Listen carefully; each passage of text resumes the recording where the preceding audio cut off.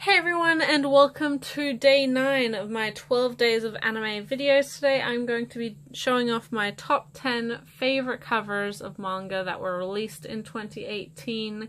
This is similar to a video that I've done previously. It was actually a manga tag video that was going around the community at the time, but where that video was for my favorite covers in the entire collection, this will just be limited to books that came out this year. Not books that I necessarily read this year, although I have read all of these, but it won't include books that were released in years prior to 2018. And although it's not completely similar to that original video, there will be a couple things that are the same, most notably the fact that it is limited to one cover per series, and it also, this top 10 list is not in any particular order. I don't really feel like struggling over like which one I feel like is the most favorite out of all of them. They're all very beautiful, all have very different strengths to them and reasons why I like them so much, but I'll just get straight into it and I hope you guys enjoy. First of the covers that I've chosen is Volume 5 of Ryoko Kui's Delicious in Dungeon, and all of the covers for this series I really like because it feels like you're just getting a snapshot of a larger moment in time. There's a definite feeling of movement, of action, of something going on here. It doesn't feel just like a static character shot, and even though obviously this cover is definitely focused on Fallen, you just from her pose, just from the entire scene, it doesn't feel like she's standing for a camera waiting for something to happen, if that makes sense. I also really love the background characters, our other main characters, their expressions, obviously these ghosts sort of being emitted from this doorway behind them. It's got a lot of really fun elements to it, and with this series, with the covers, there is always fun little details that you don't necessarily pick up on initially when you look at them. So there's a lot of hard work put into these covers. They're very beautiful, and I think they capture the tone and the feeling of the manga very well as well. There was 3 Delicious in Dungeons volumes that came out this year. This one was the one that I decided to choose, mainly because I do really like sort of the colors used and just the actual scene. I don't know quite how to explain it, but it really has an appealing feel to me, and yeah, it's a fantastic series with some fantastic covers. Next cover is Volume 10 of Kaoru Mori's A Bride Story, and this one I chose mainly because it had both our bride and her husband on it. It isn't too often that with this series you get to see the husbands of said brides on the cover, and it is the first time that Karluk has actually been on a cover, which is appropriate for this volume in particular because a lot of it focuses on him and his own struggles and his own things and goals that he wants to do. It also would be very amiss for me to not mention that the back covers of the series are almost more beautiful than the front, and I really love the winter scene here with the eagle, and of course with the dust clap you do get more artwork. It's just a phenomenal series all around, and again, this is a series that the cover really does capture the feeling of the manga in general. Kaoru Mori's artwork, as many people know, is just phenomenal. The detail work is just astounding, and again, whilst this is the only book that was released from this series this year, it did not disappoint. It was wonderful, and this cover just absolutely embraces everything that is wonderful about A Bride Story, especially so because it does have both Amir and Karluk on the cover, because for this story their relationship is really the driving force for the series, and the fact that we do finally get her look on the cover is exciting, kind of, if that makes sense. I don't know, maybe I'm just being a weirdo, but that's one of the big reasons that I really, really, really like this cover in particular. Next is the 4th volume of Jun Mochizuki's The Case Study of Vanitas, and Mochizuki is a perfect example of art evolution over time and improvement. If you compare her covers to early Pandora Hearts up until now, how much she's grown is just amazing. And this cover, again, this is a series that you can't really go wrong with any of the covers, but this cover is so beautiful.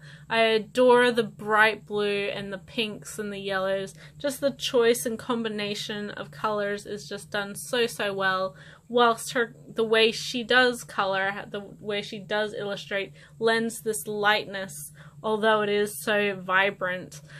There's just something so beautiful for all of Mochizuki's art, whether it is colored or not, but this particular volume is just so just captures the attention. Just for me is very, very engaging and makes you want to open the book up and know what's going on.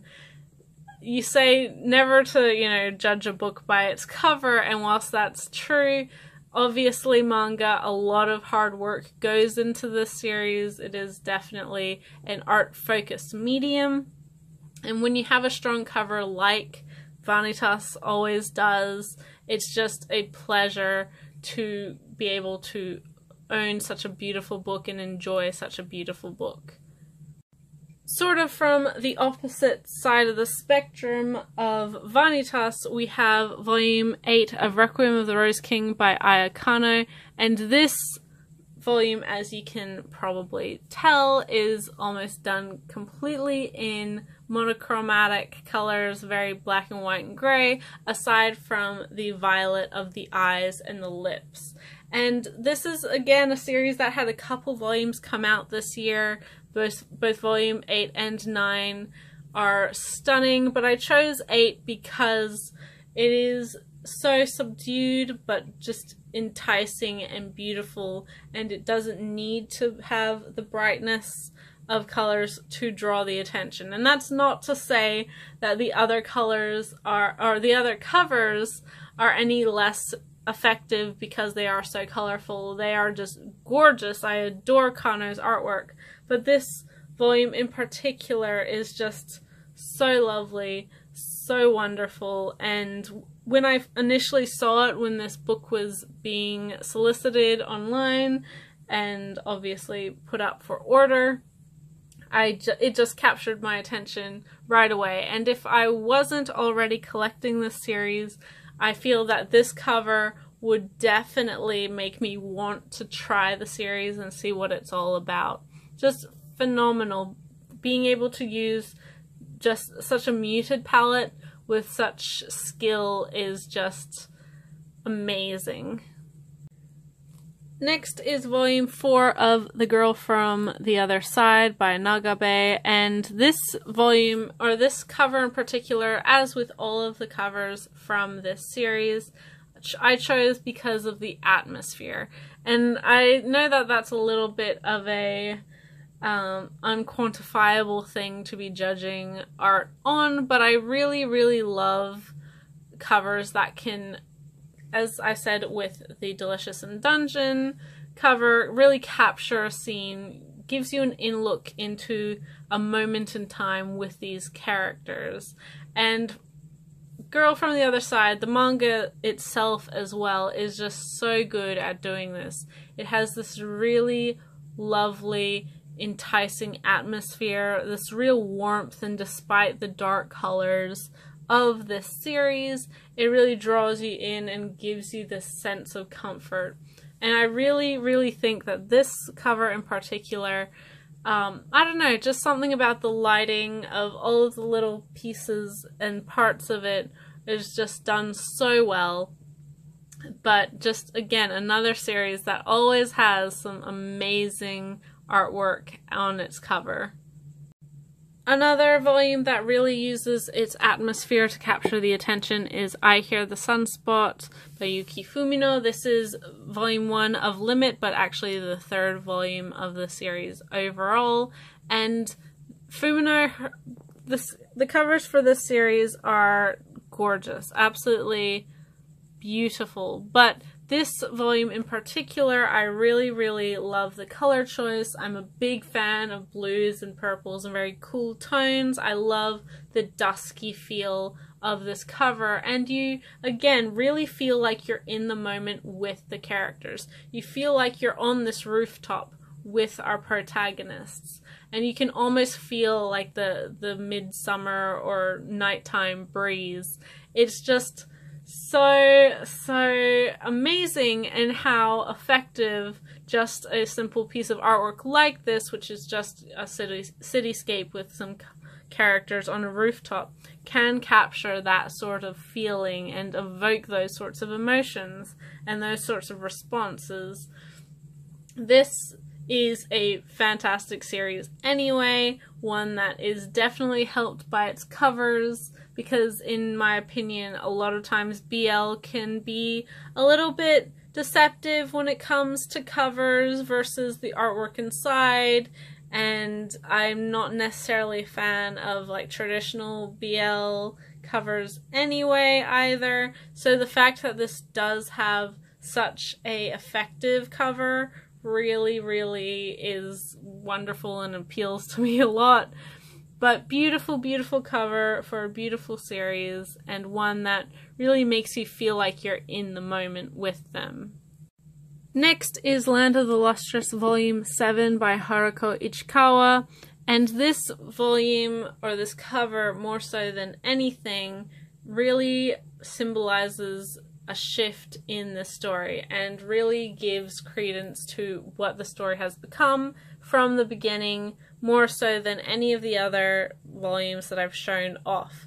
The reason this cover appeals to me, I mean, even aside from the atmosphere, even aside from the colors, even aside from sort of the framing of it, just really shows exactly how this series has changed. And although it's not necessarily immediately obvious why it does that, it really frames the scene very beautifully. Obviously we have this character front and center, and that, if you've looked at previous Land of the Lustrous covers, that hasn't really been the case. It's always been a group of these lustrous, and there's always been multiple characters doing certain things within the scene. This is just a single character, really, you know,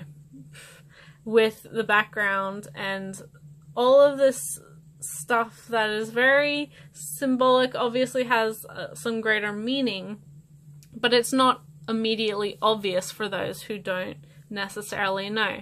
So my choice for this one was definitely because of that element, but it is just so, I mean, I'm very biased to the blue, I love the gold dripping, and then the fragments.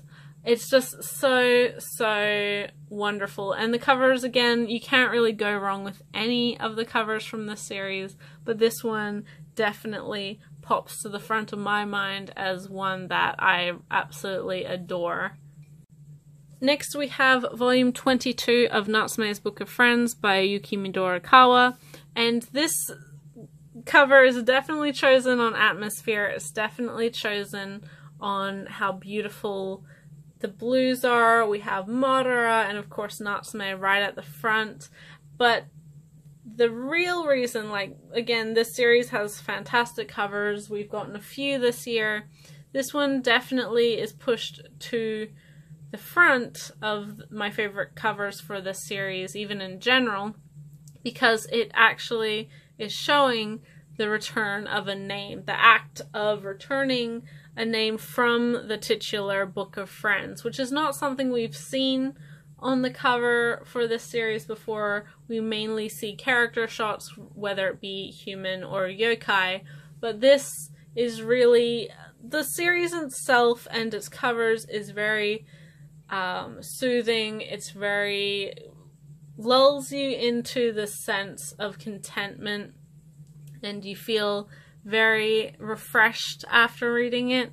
And this book, this cover definitely is sort of a little bit of a shift from that, because whilst Returning of the Names isn't necessarily removed from feeling content and soothed and relaxed, it is obviously the focal point, or sort of the driving force of this series in general, or at least the excuse for this series in general.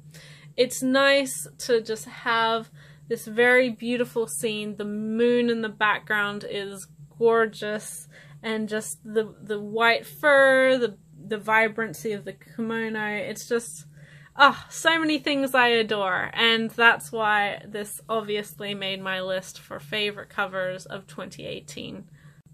Next we have Descending Stories, Volume 9 by Haruko Kumota, and this cover is really lovely. It's just so wonderful. The series doesn't necessarily have a lot of covers that are really, I think, busy, or things that would necessarily draw attention to them. They're normally this block background color and then a character shot. We have two versions of the title, both in English and Japanese, as well as sort of the translation in the corner there. And normally that it's uncomplicated. It doesn't really have a lot going on, so I think that, again, like this series, it's quite understated. It's one that possibly people overlook because of that. The reason I chose Volume 9, this beautiful pink, but with the snow falling, and our characters on the front here, this volume cover really feels like a transition to the next cover, which I haven't gotten yet, but I do love it. But this whole because this is the penultimate volume of the series, it's a transition towards the ending, and from the old to the new, really ushering in this change. And for this volume, we have that driving force of change, this driving force of the new generation, compared to the next cover, which is the older generation, and sort of allowing to relinquish current standing and current understanding. And the snow falling here versus the cherry blossoms falling in that cover, they're sort of the two sides of the same coin, and in that sense it's almost sort of despicable that I don't have the 10th cover to show off, because those two sort of come part and parcel together. But this cover is just beautiful. I really, really love it. The pink is very sweet. Again, it lends this lightness. It definitely is this symbolism of the springtime, of course, in Japan with the cherry blossoms. It's just really, really lovely. And although this volume doesn't really occur during the springtime, it becomes somewhat obvious as to why this color was chosen. It's just really, really, really wonderful. A really wonderful cover for a really wonderful series. And as I said, the 10th volume is sort of together with it. They come as a set, as a pair, and should be viewed as such, and is a great send-off to a phenomenal series. Last but certainly not least is a volume that I just got today. I haven't even read this book, but I am highly anticipating it, and the cover is just so gorgeous. I couldn't leave it off of this list, and that is Noragami, Volume 19 by Dachitoka. Just look at it. It's almost everything that I adore in a cover. It's got the moon, it's got this beautiful blue of the evening. The atmosphere is so lovely. It's almost reminiscent of a lot of the imagery, the illustrations that you see from Natsume's Book of Friends. It has this tranquility to it. Just absolutely everything that I love when it comes to a cover. And for a series that has been so long since we've had a new volume, the fact that this is the newest cover that we've gotten in a long time just makes it almost even totally worthwhile, having had to wait for the 18 months or however long it's been since volume 18 came out. This series is one that I feel like maybe has lost a lot of its buzz. It's not necessarily as popular as it used to be, thanks to a long hiatus and thus a long absence from a lot of people's collecting and collections. But it's well deserved of its reputation. It's phenomenally written. It just keeps getting better and better with each coming volume. And this cover just is so beautiful. It's just everything that, for me, makes a perfect cover, and it's just a really great symbol of things to come when it comes to this series. So of course this had to be my choice, and although I haven't ranked any of these covers from like 1 to 10 or least favorite to most favorite, this is probably my favorite out of all of the covers that I have shown off in this list. So that probably gives a good indication of like how much I really do love this cover and the sorts of things it evokes in me, the sort of reactions that I have to a cover like this.